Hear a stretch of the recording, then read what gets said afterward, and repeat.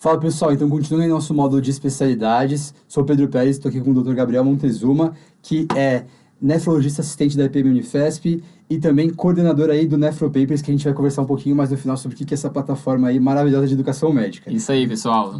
Prazer estar aqui, obrigado aí pelo convite. Hoje o assunto é legal, hein? Bora, vamos falar agora sobre IRA e no final a gente vai conversar então um pouquinho sobre diagnóstico, principais etiologias, manejo conservador e quando que eu preciso acordar o nefro para dialisar meu paciente. Importante a gente também falar sobre isso e as principais modalidades de terapia renal substitutiva. Então vamos lá. Bom, primeiro, como que a gente faz o diagnóstico de uma injúria renal aguda e qual que é o principal aí, sistema de classificação dessa situação? IRA, quando a gente fala de IRA, você tem que lembrar que a gente tem, então, algo agudo, então tem que lembrar que tem que ter tido uma velocidade de acometimento, de aparecimento do quadro rápido. Tá. Então a gente usa 48 horas como limite ou 7 dias, Tá. dependendo do critério. Perfeito. De perda de filtração glomerular. Apesar de a gente saber que o rim tem várias funções, o que é mais fácil de mensurar e que também tem mais importância, tanto a curto como a longo prazo, é realmente a questão de filtração. Perfeito. Então, uma queda abrupta de filtração é igual IRA. Para facilitar a nossa vida e a de todo mundo, criaram critérios objetivos. Então, a gente usa a variação de creatinina, nunca a gente usa o valor absoluto, usa quanto era antes e quanto está hoje, ou quanto está hoje e quanto estará amanhã, como diagnóstico de IRA.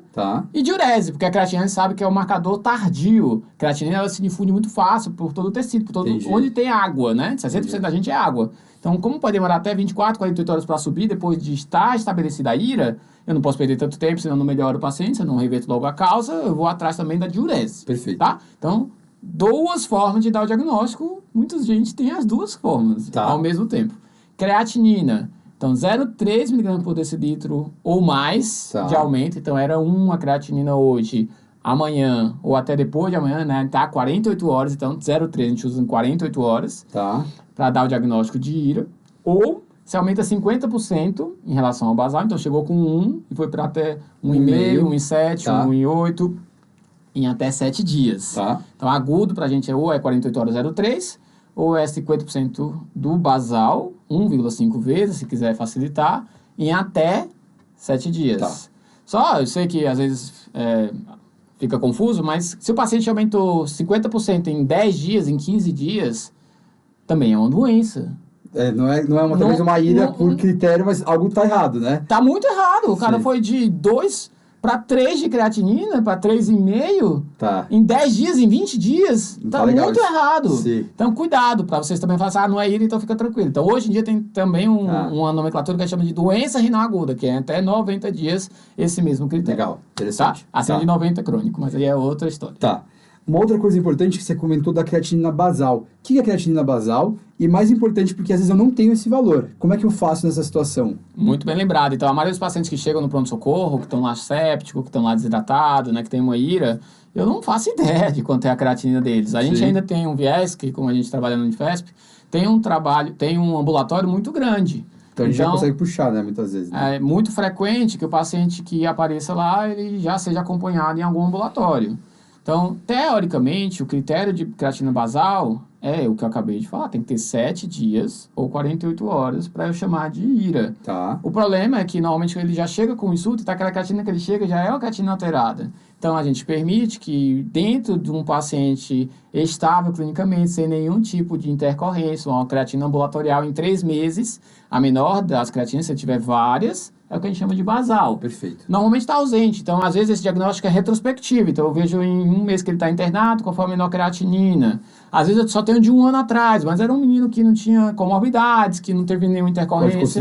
Posso considerar também. Então, não fica também bitolado naquele negócio assim, tem 4 meses, não sei quanto estava antes. Entendi. A gente pode utilizar aquilo como a melhor creatina dele de 4 meses, ou referência, como muita gente usa, como uma basal. Perfeito. Legal. Mas, teoricamente, é a creatinina num estado que o paciente esteja com a sua função dentro do melhor dele, sem ele ter uma intercorrência aguda. Então, a gente falou de diagnóstico, agora é importante a gente conversar um pouquinho também sobre estadiamento da IRA. Isso. Vamos lá. Então, a gente, claro, quer saber se o paciente tem IRA ou não, mas muitas vezes pra gente é muito óbvio que ele tem IRA. Então, mais importante do que saber só se ele tem IRA ou não é saber quão grave é aquilo. Tá. A gente estadia pra saber se a chance dele morrer é de 5% ou de 50%. Entendi. O paciente que tem um estadiamento cardíaco 3, se ele entrar em diálise, é mais do que 60%, dependendo do lugar que ele tá. Entendi. Então, a gente estadia também de acordo com a diurese e de acordo com a creatinina, a variação da creatinina. Tá. Cadigo 1, 2, 3, né? Quanto maior o número, mais grave é o paciente, né? Depois vocês olhem exatamente os valores. A dica só que eu falo é cuidado com o Cadigo 3, porque não é só a variação mais de 3 vezes o basal. Tá. Se eu tenho creatina acima de 4, que variou pelo menos 0,3, né? Tem que ter critério de IRA para chamar. Ou se ele entra de diálise. Tá. E a outra dica que eu dou em relação à diurese é que a gente sempre usa 0,5 ml/hora como critério de oligúria, mas para chamar de Cadigo 3 a gente bota 0,3 em 24 horas. Tá. Ou 100 ml em 12 horas. Tá. De novo, a gente tem pressa às vezes para dizer que é grave. Sim. Então se eu for esperar 24 horas para dizer que é grave, então por isso que eles colocaram anúrica e a gente considera 100 ml pelo menos, menos 100 ml. Em 12 horas eu já falo que é grave. Tá. Tá? Eu sei que aquele paciente tem muita chance de morrer. Então, vamos investigar rápido, vamos avaliar se o nervo já está vindo, vamos ver se precisa de diálise. Tá bom? Para isso que serve o estadiamento.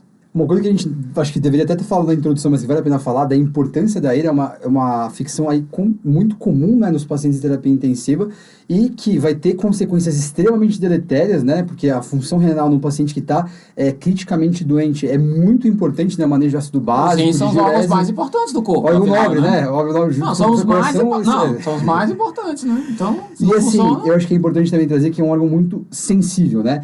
Quase 20% do débito cardíaco vai para o rim, então qualquer alteração hemodinâmica, qualquer alteração inflamatória, o rim vai sofrer. Geralmente sofre até primeiro do que coração, do que cérebro. Às vezes é uma manifestação precoce aí de quadros graves, quadros infecciosos, sepsis, enfim, a gente vai falar um pouco sobre isso, né? É importante trazer isso, né? Sim, a gente filtra o sangue mais de 5 vezes por dia para poder a gente jogar tudo que não presta para fora.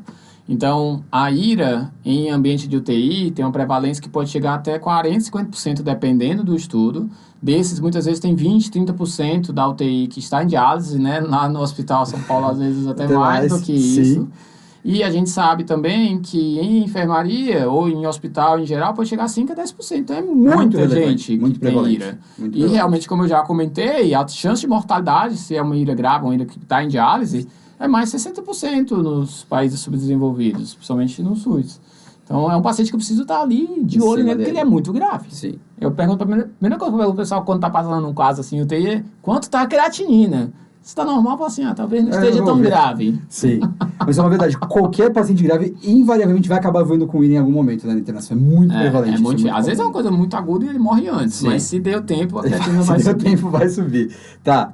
Então a gente tem que pensar nas principais etiologias agora, né? Isso vai ajudar a gente no manejo inicial para a gente tentar reverter, o que a gente consegue fazer a maioria das vezes, né? Felizmente. E a gente separa didaticamente aí em 3 compartimentos, né? Então vamos conversar agora um pouquinho.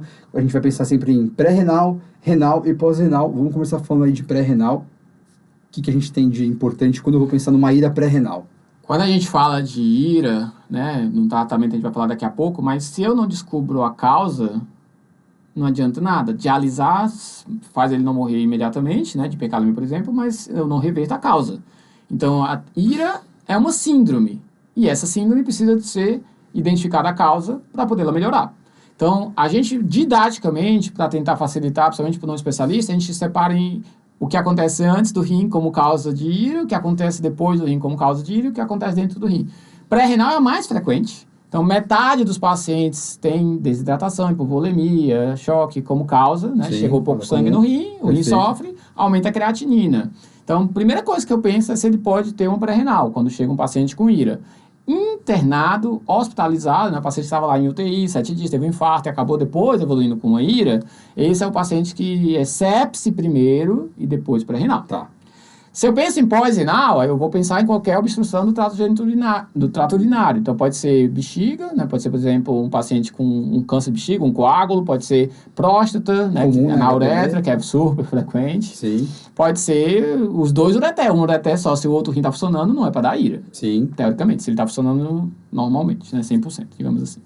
Então, pós-renal, já é bem mais raro do que pré-renal como um todo. É mais ou menos 5% das IRAs. Sim. Mas o vozinho que chega, o paciente já tem história de prostatismo, o paciente tem uma hematura macro, é o paciente que eu vou ficar mais atento. Mas é até fácil de resolver, né? Um HPB, às vezes uma sondagem resolve, né? E a história que o pessoal fala assim, não negue ultrassom, tomografia para um paciente com IRA, porque apesar de ser pouco frequente, é um paciente que eu passo uma sonda e resolve. Sim.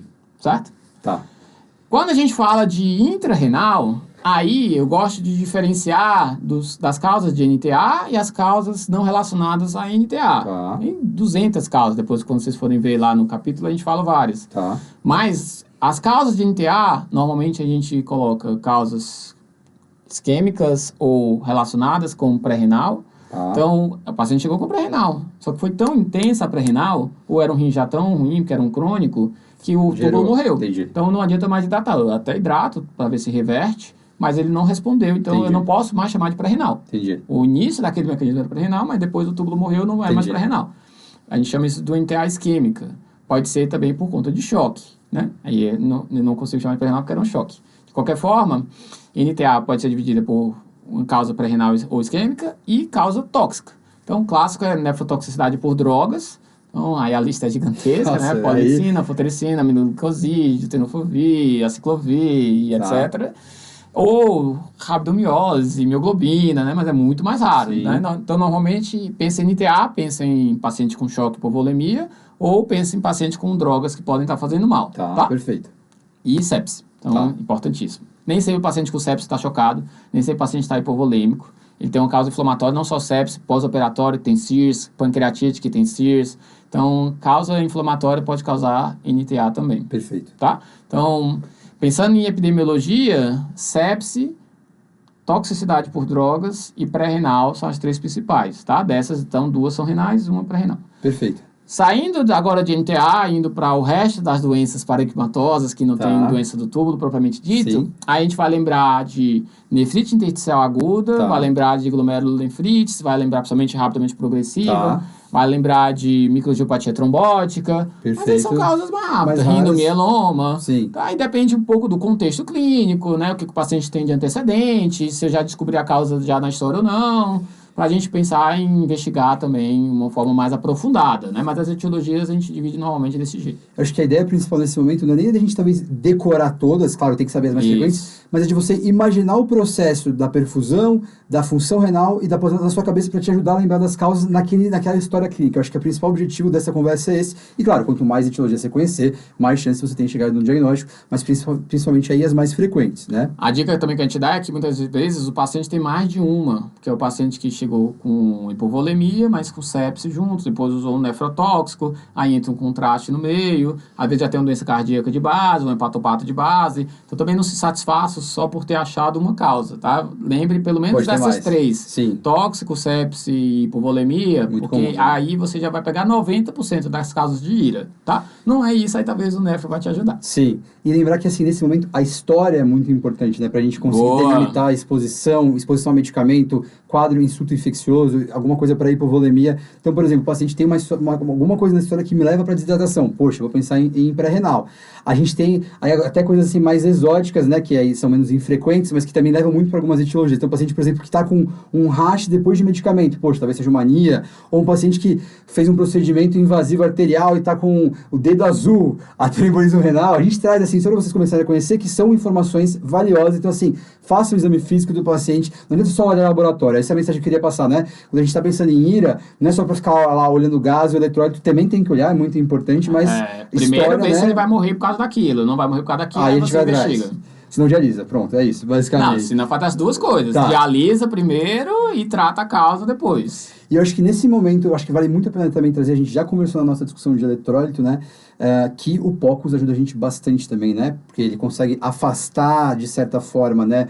Um componente pré-renal, de alguma maneira eu consigo afastar uma desidratação grave, pelo menos. E também se eu estou pensando numa causa aí congestiva, né? Que a gente também tem aí no grupo da pré-renal a síndrome cardiorrenal, que tem a ver com congestão no grupo venosa, de má perfusão de má renal, perfusão, que na verdade é que o paciente engloba, cardiopata, congestão, tão congesto que o sangue não consegue voltar, perfundir adequadamente. Então o POCUS ajuda a gente bastante, acho que é uma ferramenta que vale a pena trazer. E aproveita e já vê ali se tem uma obstrução, se tem nefrose, né? Aquela nefrose grave, a gente consegue colocar lá e ver, né? Claro que uma pequena nefrose, mas... vestígomo, que é muito frequente. Consegue ver. Consegue ver fácil. Legal. Então conversamos aí sobre exames de imagem, a gente falou do ultrassom e da tomografia, falamos do POCUS. Isso, então a gente tem as etiologias, então a gente faz a abordagem diagnóstica para tentar definir qual é a etiologia. Isso. Então, sabendo quais são, fica mais fácil a gente entender como investiga. Perfeito. Como o Pedro falou, a história vai te dizer se ele está séptico, vai te dizer se ele está hipovolêmico, se ele usou alguma droga que faz lembrar sempre anti-inflamatório, mas se é uma droga que faz mal para o rim, né, que é nefrotóxica. Sim.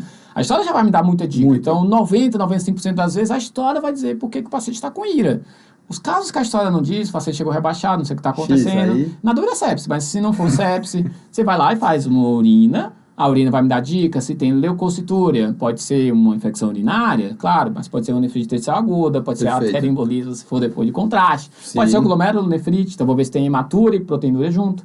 Hematúria pode ser uma glomerulonefrite, pode ser por conta de um paciente também com infecção urinária, pode ser por conta de uma hematúria urológica que está lá com coágulo, uma pós-renal. E a proteinúria, em geral, é pensando mesmo em glomerulopatia, principalmente acima de 1 grama. A gente pode fazer um P/C ali na urgência, né? Mas se tem disfunção renal, às vezes precisa ser a de 24 horas. Então, urina é o primeiro exame. É essencial, super barato, fácil de fazer e já te dá várias dicas do que pode estar acontecendo. Pode vir normal e muitas etiologias também tem normal, né? Sepse, pré-renal, que são super prevalentes, nefrotoxicidade, bem normal. Sim. Mas esse paciente que eu estou investigando, que a história não definiu, é super importante, que vai me ajudar a pensar nas outras causas parenquimatosas. E aí, sim, lembrar, como uma coisa que o Gabriel já disse, que muitas vezes a gente vai achar na história vários elementos nefrotóxicos, né? Então, acho que um dos grandes desafios da IRA é a gente, na verdade, num mar de insultos renais, a gente ver o que está predominando naquele doente, né? Pra gente poder atuar. Eu acho que esse é um dos grandes desafios aí, né? A gente brinca que a gente tem que ser detetive, porque o pessoal da clínica chama a gente 10 dias depois que a creatinina começou a subir. Aí você vai lá assim, meu Deus, como é que eu vou descobrir? Vou ter que ir lá revisar. Será que ele ficou impotente? Será que ele teve febre? O que ele usou de medicação? Será que ele fez contraste? Será que ele estava descompensado a parte cardíaca? Para pensar se 10 dias atrás a creatina subiu, por quê? Sim. Então, a gente é praticamente um detetive, muitas vezes. Claro que, às vezes, a causa ainda está lá. Então, fica mais fácil. Às vezes já passou, né? Às vezes já passou. A creatina teve lá 4 estável, mas foi porque teve um insulto lá atrás. Entendi. Então, urina é essencial, depois ultrassom. Não sei o que é, como o Pedro já falou, o POCUS vai me ajudar muito. Ou se você não tem uma facilidade, você pode até fazer também, mas fazendo o curso, você já vai saber tudo de POCUS. Sim, vai saber, a gente fala de renal na aula de POCUS, já falamos, na verdade, isso aí. Ultrassom, então pode te ajudar. Show.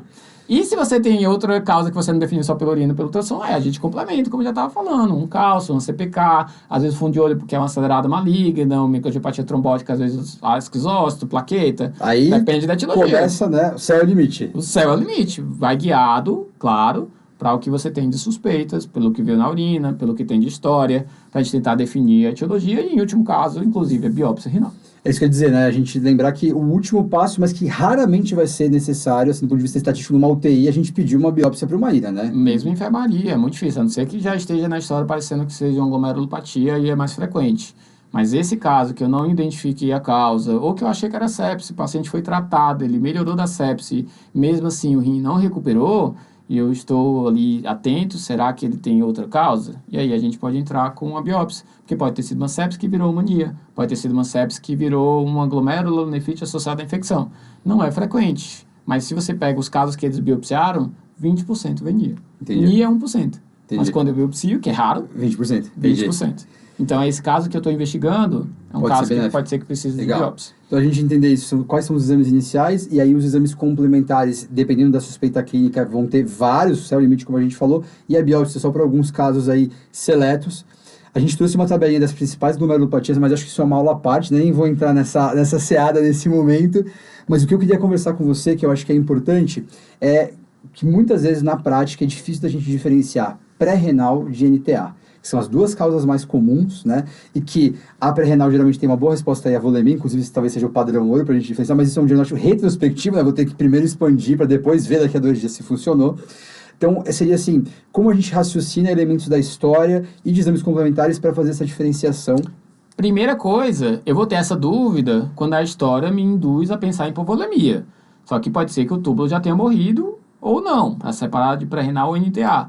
Se a história não tem nada, às vezes ele pode estar hipovolêmico também porque a história é muito pobre, o paciente já está lá na UTI, é um paciente que chegou rebaixado. Mas se o paciente tem uma história já clássica de uma cardiolina, já tem uma história clássica de uso de anti-inflamatório, já tem uma história clássica de glomerulopatia, eu não vou ficar nessa dúvida se é uma pré-renal ou NTA, tá? Então, normalmente, aquele contexto, o paciente chegou hipotenso, chegou hipovolêmico, chegou chocado, eu não sei ainda se dá volume vai fazer diferença ou não. Sim. Classicamente, vocês vão ver muito isso em prova, principalmente, e a gente fala que o túbulo já muito doente, como na NTA, você não vai ter mais capacidade do túbulo de reabsorver o sódio. O paciente que está hipovolêmico, como a gente já conversou na aula de sódio, se vocês forem lá ver, vocês vão ver que a gente já falou, vocês vão ver que o paciente tem uma renina, angiotensina, aldosterona lá em cima, então eu vou estar ávido por sódio para reabsorver. Sim. Mas se o túbulo está doente, não vai adiantar. Entendi. Então, teoricamente, a NTA, que tem uma doença tubular mais importante, o meu sódio urinário vai estar alto. Aí a gente usa a fração de excreção de sódio. Perfeito. Se tiver maior que 1%, isso aumenta a chance de ser uma NTA. Se está menor do que 1%, isso aumenta a chance de ser uma pré-renal. Quer dizer que meu túbulo ainda está ávido por sal. Por que a gente fala que isso é mais para prova, que muitas vezes para na vida prática não ajuda não muito? faz, né? Porque tem muitos fatores confundidores. Então, se o paciente já tem um túbulo doente anteriormente, ou seja, era um doente renal crônico... Já era. Ele já tem um túbulo doente. Claro que quanto mais grave, mais verdade isso que eu vou falar. Então, mesmo que seja uma ira pré-renal que dá volume adiante, o túbulo já está doente, ele não vai conseguir reabsorver o sódio e a fena vai estar alto. Se eu tenho um outro mecanismo que aumenta a renina e angiotensina, então tem uma cardiorrenal, tem um hepatorrenal, eu também vou ter um fena baixo. E dar volume vai ser a última coisa que eu vou querer. Ou se eu for dar é albumina no caso do hepatorrenal. Se o paciente usou diurético recente, pode ter uma pré-renal, mas o fena vai estar alto. Se o paciente usou uma medicação como anfotericina, se usou contraste, inibidor de calcineurina, né, tipo ciclosporina, que eu sei que é raro, mas se usou um vasoconstrictor, eu tenho uma menor perfusão renal, renina alta, absorve mais, mais sódio. Isso. Se eu acabei de fazer soro, então acolhi depois do soro, o meu sódio urinário vai aumentar. Enfim, é muito difícil de eu ter um segurança nisso, né? Que aquilo de fato vai ser útil. Mas aqueles casos que eu estou na dúvida, principalmente o que eu falo pro pessoal lá na Unifesp, né? Aquela situação que eu tenho um paciente de risco de tratar com pré-renal, né? Que eu estava falando pro Pedro antes. Se você está em dúvida, faz logo o soro, não demora 2 dias não, que a diurese aumenta antes. A diurese é super rápida, assim como para o diagnóstico, para também avaliação de resposta. Então, se o paciente tem uma pré-renal, chegou desidratado por volume, você deu volume, ele aumentou a diurese, isso é um sinal de resposta renal. Perfeito. Ele pode ter chegado desidratado por volume e não responder, porque ele já morreu o túbulo aí, agora é uma NTA. Claro que eu vou ter que ver quanto que eu vou dar de volume, qual é o risco de eu dar volume, por causa do coração. Então, às vezes a gente vai fazer na alíquota 250, às vezes eu ligo 1 litro no cara pós-trauma com 30 anos. Vai 2 litros de uma vez já, 2 acessões. Às vezes a diurese lá e pronto. Exatamente. Então, a forma padrão ouro de definir o que é CNTA ou pré-renal é responder a volume com o aumento da diurese. E 1, 2 dias depois, com a queda da creatinina. Perfeito.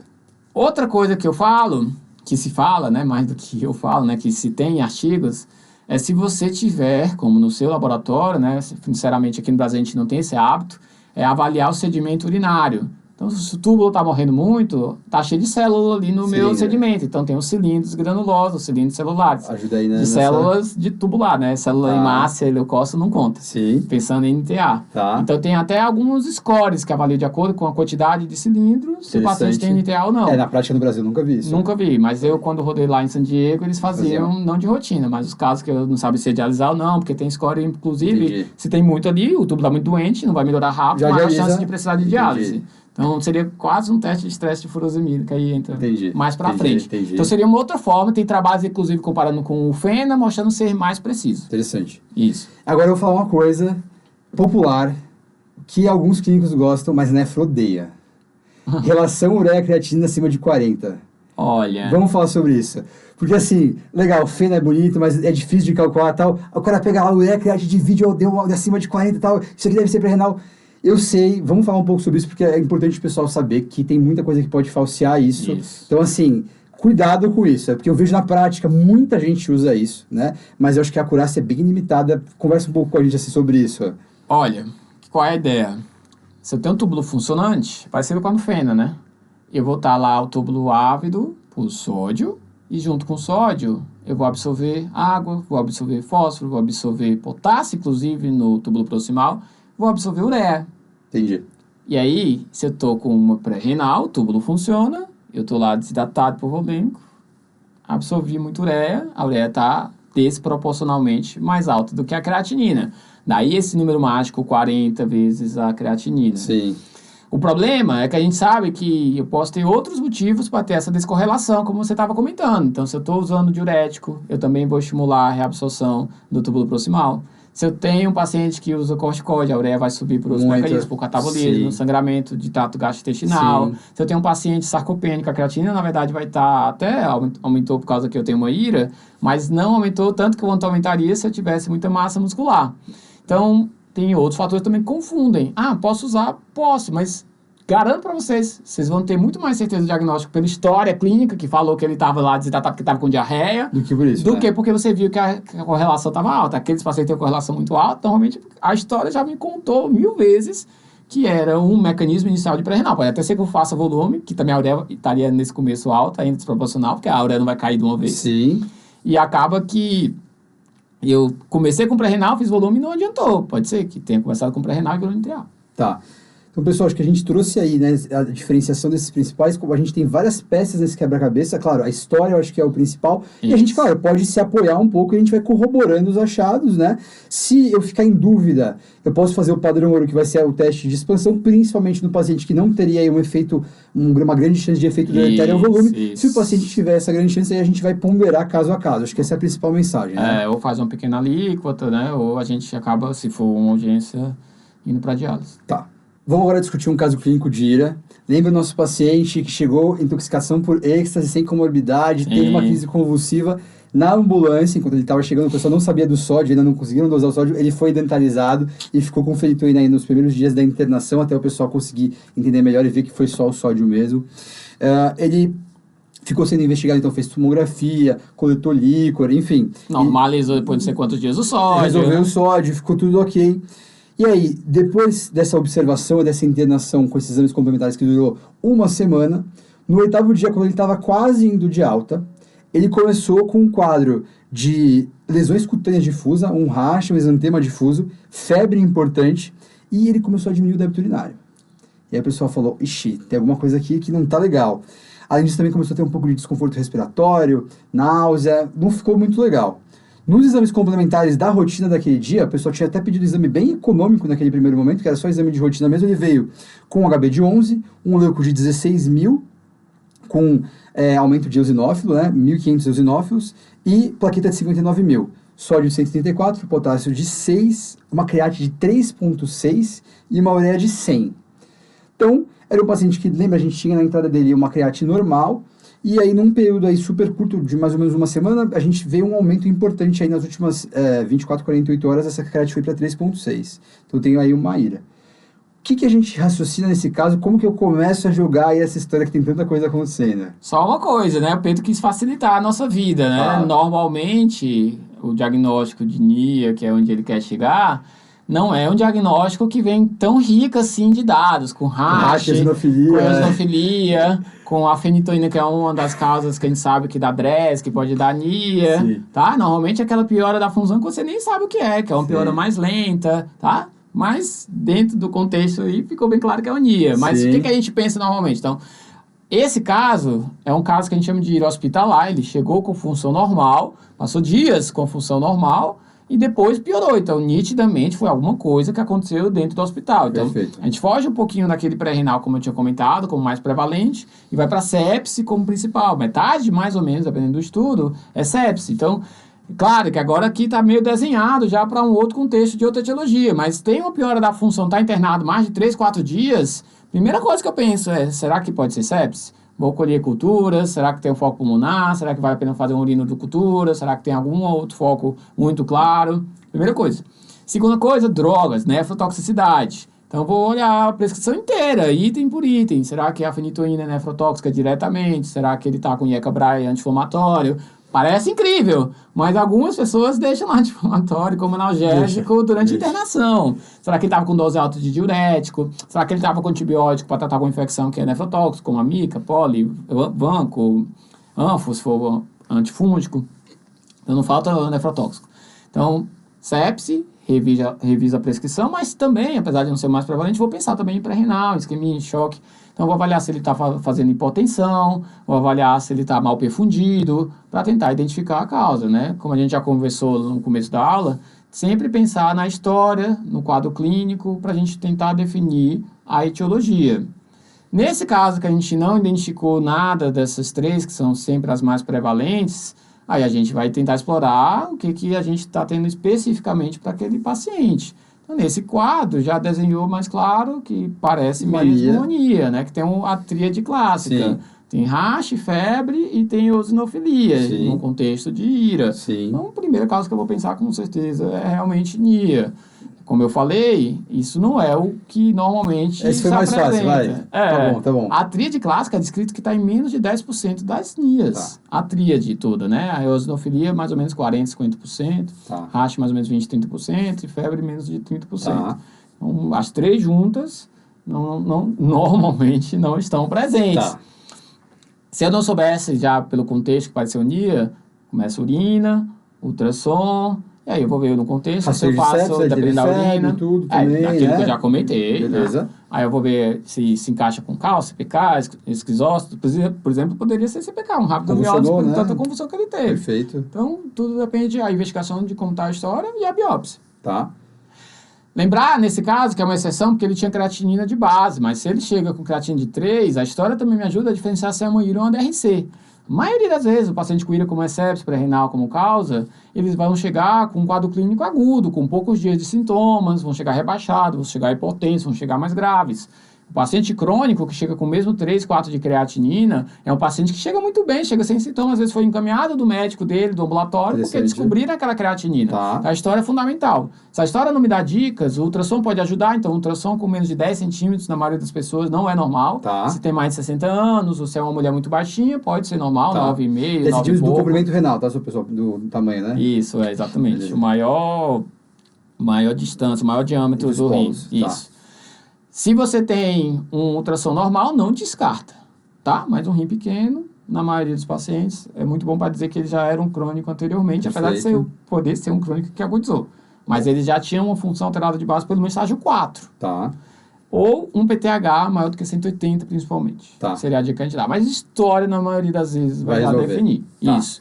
Então, nesse caso, tem um quadro clínico muito típico de NIA. Tá. Eu nem sou obrigado, não lembro se você falou plaqueta ou HB, mas eu nem sou obrigado a biopsiar nesses casos, porque é muito nítido que ele tem um quadro de NIA por conta da piora sem outra causa aparente, sim, com esse racha, eosinofilia e febre.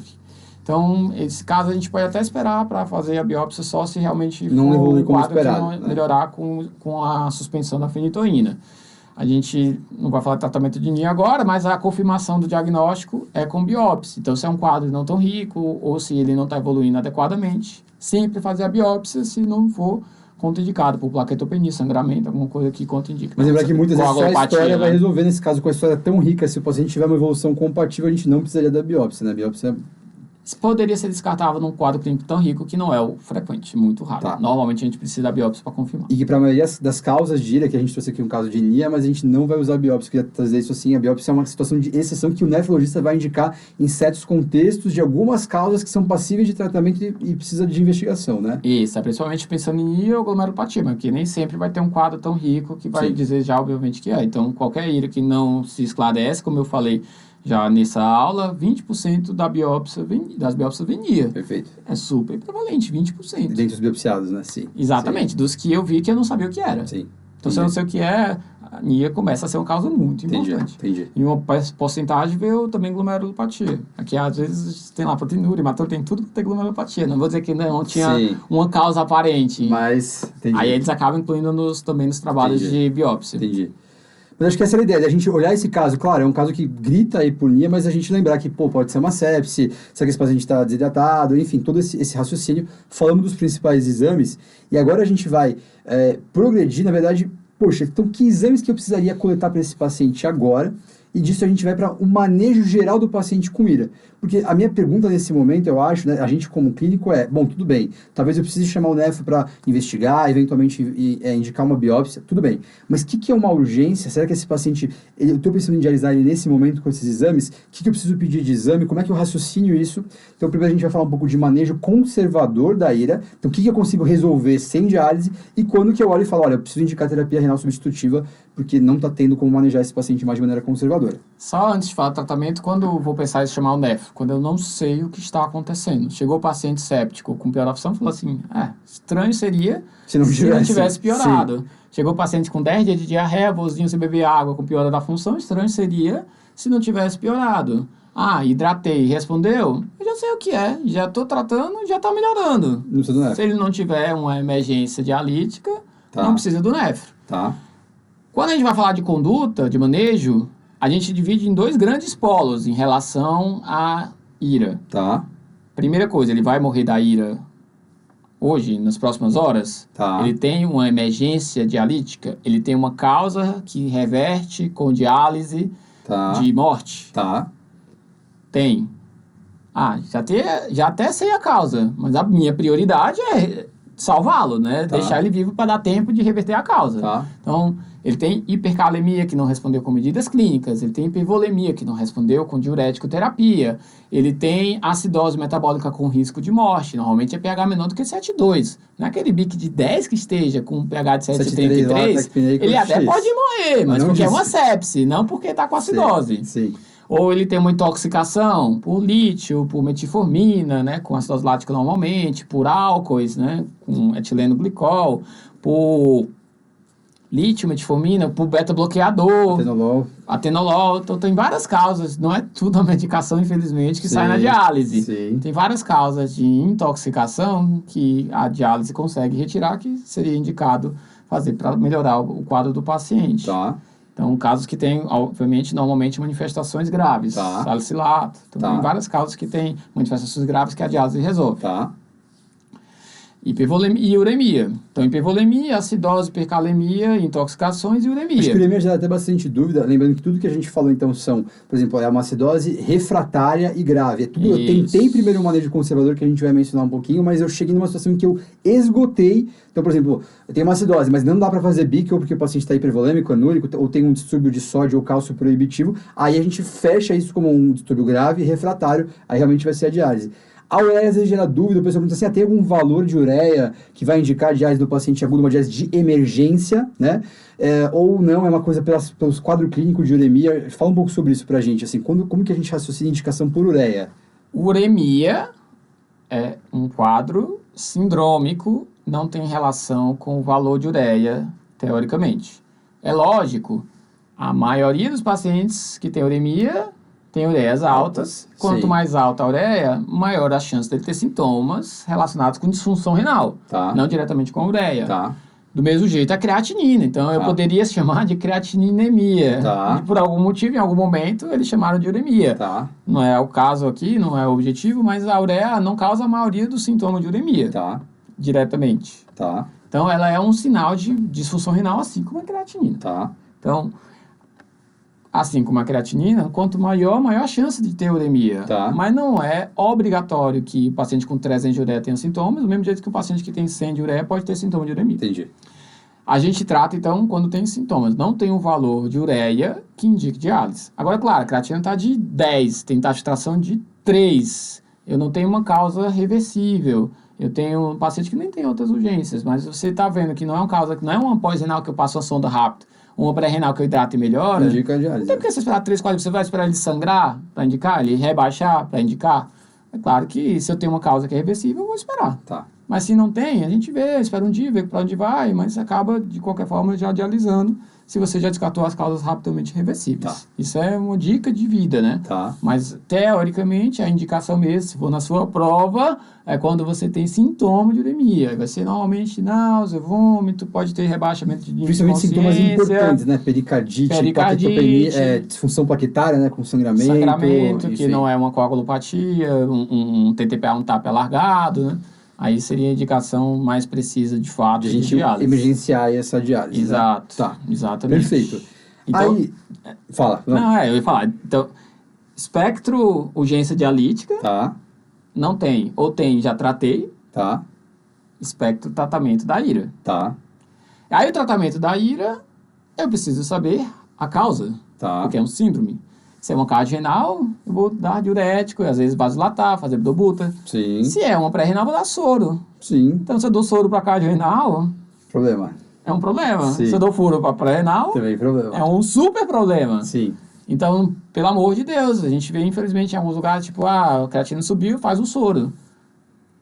Só vai melhorar se for pré-renal. Às vezes a gente faz também, porque é um paciente que eu não sei o que está acontecendo, não está hipervolêmico, o pulmão está limpo, e eu vou pensar, será que pode ser pré-renal? Às vezes o paciente está lá na enfermaria, não sei se ele está bebendo água ou não, ele está um pouco mais sonolento, não tinha nada de manutenção. Pode ser. Pode ser. Sim. Às vezes ele está fazendo febre, está taquipneico, está com diarreia, ou não sei se ele está com diarreia.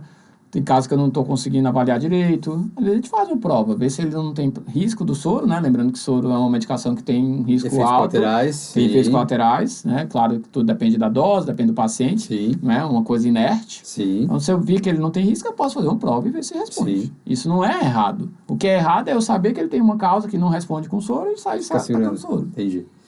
Uma coisa que eu gosto muito que o nefrologista escreve assim, quando a gente chama você de interconsulta. Manter o paciente euvolêmico.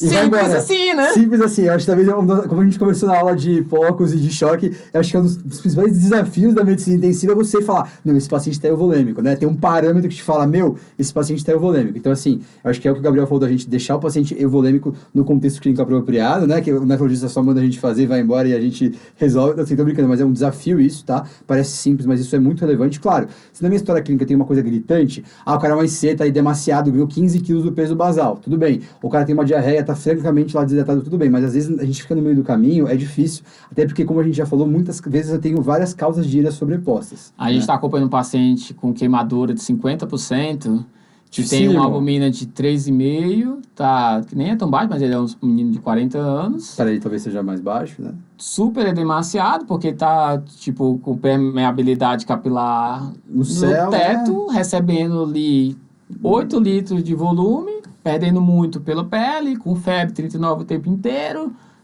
Será que eu dou volume? Será que eu dou furo?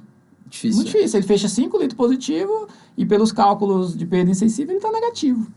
Então o que eu falo pro pessoal, olha primeiro o pulmão, cara. Tipo, eu dar soro para esse paciente, ele tem um risco iminente? Tipo, é um cara que tá ali com oxigênio já, que tá entubado, tá com FI de 60. Até pode ser um mecanismo não dependente de volume, a causa, mas vai piorar. Vai piorar. Sim. Então, a gente tem que pensar 10 vezes mais se ele já tem um risco do soro. Se não tem, aí, claro, também não é que eu vou dar para todo mundo, mas eu, se tiver essa dúvida, vou dar com menos receio. Perfeito. Acho que essa é uma ideia importante.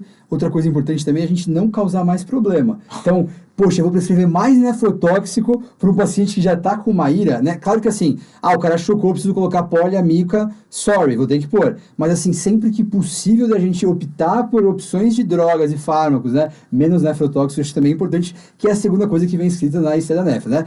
Manter a volemia, evitar nefrotóxicos, né? Eu acho que isso é importante. Lembrar também que a gente precisa ajustar algumas drogas pela função renal, principalmente antimicrobiano depois das primeiras 24 horas, não esquecer disso.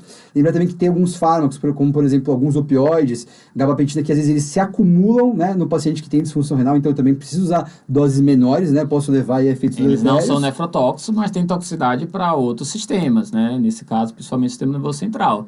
Então, com certeza tem que lembrar de ajustar, não só pensando em mal para o rim, mas também para outros órgãos, sem dúvidas. Perfeito. E aí, só para a gente fechar então nossa discussão assim sobre ira, poxa, indiquei diálise, né? Então, lembrando das 5 indicações, eu gosto daquele mnemônico AEIOU, acidose, eletrólito, intoxicação por uma droga dialisável, overload, né? Que seria hipervolemia, que também é às vezes uma situação que pode acontecer, e uremia sempre... Que acontece bastante, na verdade. E eu sempre tenho o paciente que ele tem essa situação e ele está refratário ao manejo conservador. Isso. Então, por exemplo, é uma hipercalemia que não responde a medidas, é uma hipervolemia que não responde a diurético e vasodilatador. Isso é importante para a gente falar em diálise de urgência e emergência, né? Claro, o NEF pode indicar uma diálise por um agudo num outro contexto, né? Não tão urgente, mas aí eu acho que foge um pouco do nosso... Hipermagnesemia, hipercalcemia, e em algumas situações a gente indica também. E antes da gente falar das modalidades de terapia renal substitutiva, eu só queria perguntar sobre uma coisa que o pessoal ouve muito, que é o teste estresse-furosemida. Então eu queria que você comentasse um pouquinho qual que é a utilidade disso, que eu vejo muitas vezes o pessoal usando como algo terapêutico, né? E a gente entender qual que é o papel aí dessa estratégia. A furosemida, nem ela é tóxica para o rim, nem faz o rim melhorar. Eu causar uma hipovolemia é tóxico para o rim. Então, fiz furosemida, ele urinou 2 litros, né? Que às vezes a gente fica até feliz. Sim. Não é sempre que acontece, infelizmente. Se for, por acaso, uma indução de uma hipovolemia, aí sim pode piorar a função renal. Tá. A gente usa a furosemida, então, nem para uma coisa nem para outra. A gente usa para saber quão grave o rim está, quão doente o rim está, quanto que tem de doença tubular. Tá. Então, se eu faço a furosemida e ele ainda tem uma viabilidade tubular, ela vai conseguir bloquear o sódio, potássio, cloro, 2 cloros, e eu vou ter um diurese. Tá. Se eu estou filtrando. Perfeito. E aí, nesse caso, se eu faço uma dose de 1 mg por quilo, ou 1,5, se eu usei pelo menos uma vez furosemida em 7 dias, tá. A gente chama de teste de estresse de furosemida, tá. E ele é considerado positivo no sentido de bom prognóstico quando ele urina mais de 200 ml em 2 horas. Perfeito. O que isso significa? Que meu túbulo não está tão doente, que eu tenho alguma viabilidade tubular, tá. E que minha chance de precisar de diálise ou de progressão da doença renal é menor nos próximos dias. Pode aparecer outro insulto e aquilo não ser mais verdade. Tá. Nesse momento que eu fiz o teste, o meu prognóstico é melhor. Entendi. Em relação ao rim. Então, a gente usa na prática quando a gente está na dúvida se eu já devo indicar ou não a diálise, porque é um paciente que estava séptico, que estava chocado, começou a melhorar da causa, então já está lá caindo droga, então existe uma chance dele começar a recuperar, mas está anúrico. E aquele potássio ali 5,5, aquele pH tá 7,23. Tá limite ali, né? Ele tá fechando positivo 2, 3 litros, tá ali FI de 40%, 50%. Nada disso, é uma emergência. Nada disso vai fazer ele morrer agora. Entendi. Mas será que amanhã eu não vou estar em um contexto de emergência? À noite tive que dialisá-lo, sei lá, o intensivista me ligou porque ele teve uma parada cardíaca porque o potássio agora foi para 6,5. Entendi. Então, a ideia nossa é evitar que isso aconteça no momento de uma emergência. A gente ser chamado depois que já teve a complicação. Seria o ideal a gente saber quem vai complicar e agir antes. Então, a gente, infelizmente, não consegue ter uma precisão de 100% Entendi. Em nada ainda. Mas o teste, ele aumenta a probabilidade. Se ele Entendi. Não responde de ele virar uma urgência nos próximos dias, Entendi. Se ele responde de não virar. Então, aquele limítrofe, claro que não é só isso que eu vou considerar na hora de indicar o na diálise. Nessa decisão. Mas é um contexto a mais, é uma peça a mais para entrar nessa decisão. Nossa, esse paciente que eu não estou fazendo bem pro mim, né? Estou vendo o prognóstico. De jeito nenhum. Perfeito. Pelo contrário, na hora que na hora que a gente faz o teste clássico descrito, ele mandava na hora que o paciente urinava repor com soro. Para a gente não ter perigo de induzir uma hipovolemia. Entendi. E eu nunca posso fazer o teste no paciente que esteja com risco de estar hipovolêmico. Porque senão eu vou piorar a causa daí. Aí deve estar, inclusive, expandindo ele, né? Exatamente. O teste não pode ser feito do contexto do paciente que possa estar hipovolêmico. Tem outros substitutos fora do Brasil, aqui tem poucos lugares que tem outros substitutos, mas aqui no Brasil ele funciona muito bem. E também os estudos que comparado com esses outros métodos, tipo NGAL, NEPHROCHECK, tiveram o mesmo desfecho. Perfeito. Então, ele é tão bom quanto os outros biomarcadores. De lesão tubular. Isso. Tá. Pessoal, indiquei terapia renal substitutiva. Então, a gente chegou nesse ponto. Lembrando que eu vou tentar sempre o manejo conservador, porque é um método invasivo, que tem vários efeitos adversos, né? Geralmente eu preciso de um catéter de grande calibre, então tem chance da passagem do dispositivo, tem chance de infecção, se for uma diálise peritoneal, enfim, tem também a passagem do dispositivo invasivo. Hipotensão, distúrbio eletrolítico induzido pela diálise. Mas se ele não salvasse vidas, a gente não indicava nunca. Não faria, né? Bom, e assim, a NEF está de parabéns porque é a única sociedade que conseguiu reproduzir o órgão que está em falta. Aí, ó, eu estou favorecendo a NEF.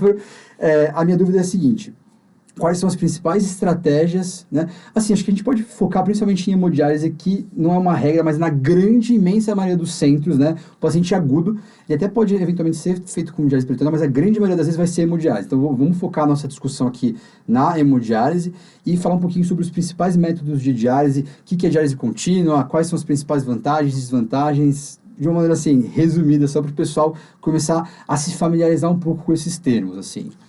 Duas variáveis que eu queria que vocês fixassem quando a gente pensa em diálise. A primeira é tempo, duração da diálise. Da sessão de hemodiálise. Da sessão da hemodiálise. Ela pode durar 3, 4 horas, até 2 horas, mas vai no contexto do crônico, do agudo, quase nunca a gente faz 2 horas. Tá. Pode durar 6 a 12 horas, pode durar mais de 12, normalmente mais de 24 horas. Tá. E a dose da diálise por hora, eu estou dando fluxos muito altos de diálise ou estou dando fluxos muito baixos? Tá. Isso é que é importante. Por quê?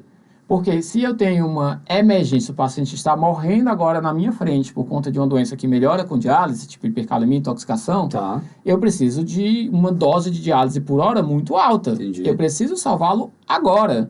Não adianta dar uma diálise que seja mais prolongada, que é a contínua, ou a prolongada, que é o nome da intermediária entre a contínua e a intermitente, com uma dose por hora menor, porque aquele paciente já está com alteração eletrocardiográfica, ele já está ali preparando quase com a minha hipercalemia, uma intoxicação que está lá convulsionando, rebaixado, vai ser entubado, Entendi. ou mesmo a hipervolemia não mudou tanto. Mas em relação a qual a minha urgência para resolver. Tá.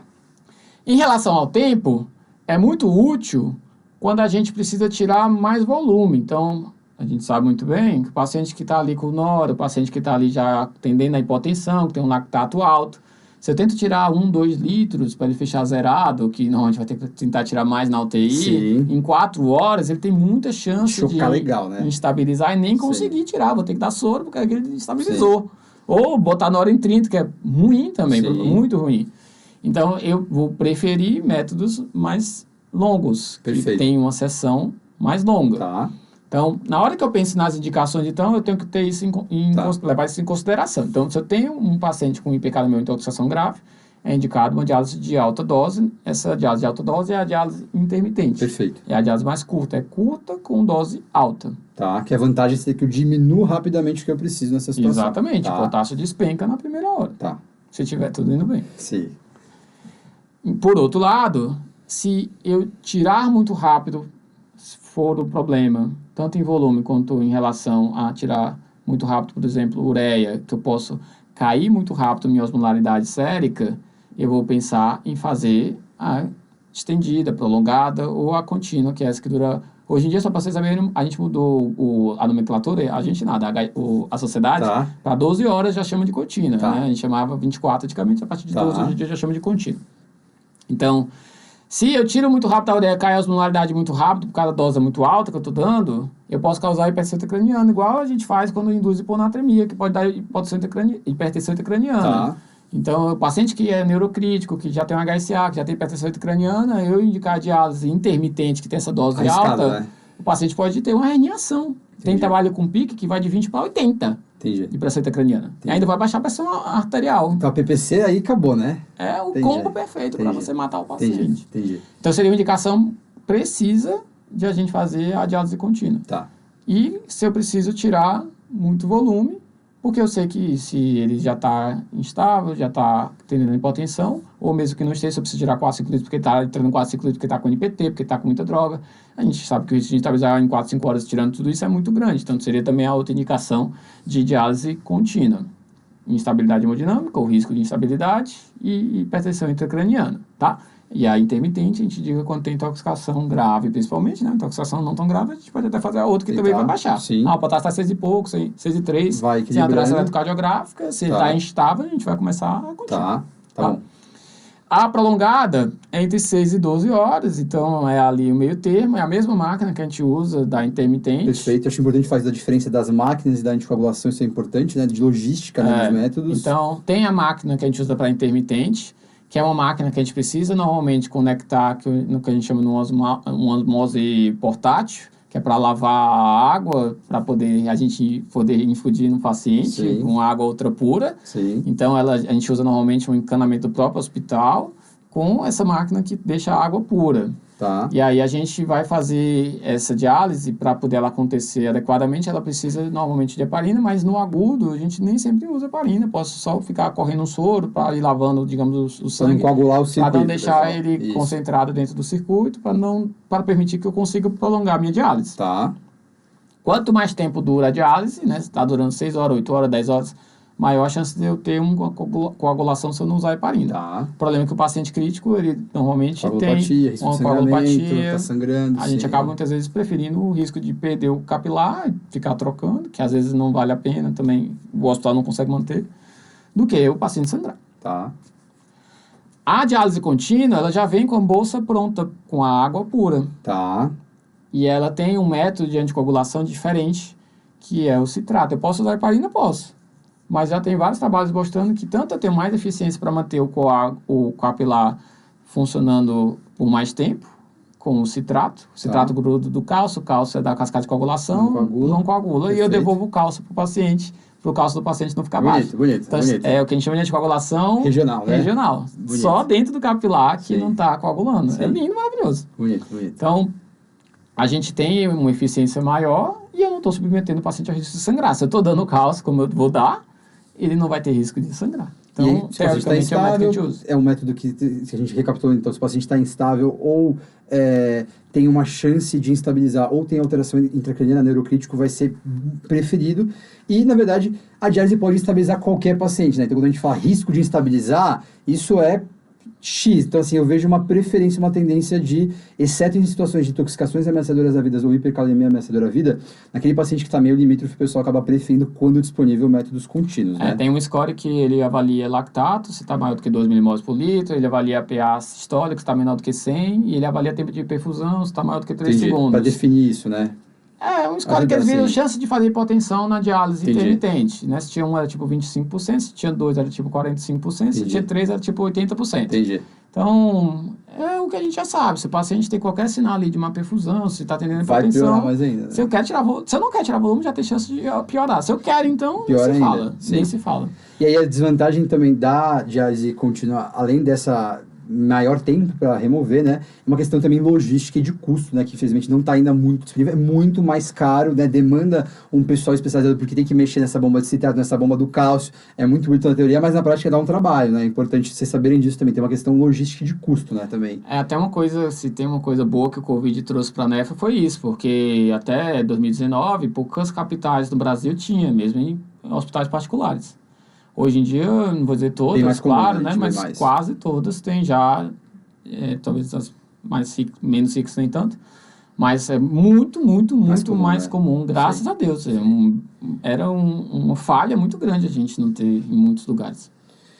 Bom, pessoal, perfeito. Fechamos então nossa discussão, falamos sobre diagnóstico e estadiamento de IRA, depois conversamos aí sobre o manejo inicial, também focando na diferenciação de NTA e pré-renal, que são as duas causas mais comuns. Chegamos quando... falhei no manejo conservador, quando eu preciso indicar terapia renal substitutiva, que em grande maioria das vezes vai ser hemodiálise, e quais são as principais diferenças e como eu raciocínio para escolher a melhor modalidade. Antes da gente terminar, Gabriel, contar um pouquinho sobre o NephroPapers, essa plataforma de educação médica, para quem quiser aprender mais aí sobre nefrologia. Conta um pouquinho para a gente dessa ideia, como que surgiu e como é que vocês estão trabalhando hoje em dia. Então, a gente tem essa empresa de educação médica focada em nefrologia, já tem 4 anos, tem 2 que a gente começou a realmente profissionalizar a empresa. A gente tem podcast, tem vídeo no YouTube, tem o Instagram, que querendo ou não é a nossa plataforma principal, tem cursos, tem e-books.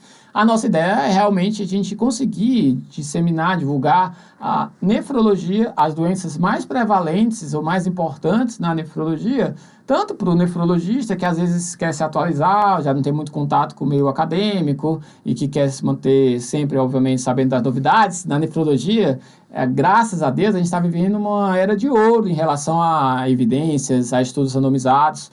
Isso para agudos ainda não é muito verdade, é um paciente muito complexo, que tem 1000 outras coisas envolvidas, mas para crônicos, para glomérulo, é muito verdade. A gente nunca teve, nos últimos 3, 4 anos, a gente tem mais trabalho randomizado com resultados positivos com drogas novas do que teve nos últimos 20 nessas duas áreas. Legal. Então, tem aparecido muitas novidades. Mesmo o cara muito bem formado, ele fica rapidamente desatualizado. A gente, graças a Deus, como nós somos 8 ou 12 hoje em dia, a gente consegue, como é muita gente ali no grupo, se manter atualizado, mas é muito trabalho. Então, a gente está aí para facilitar.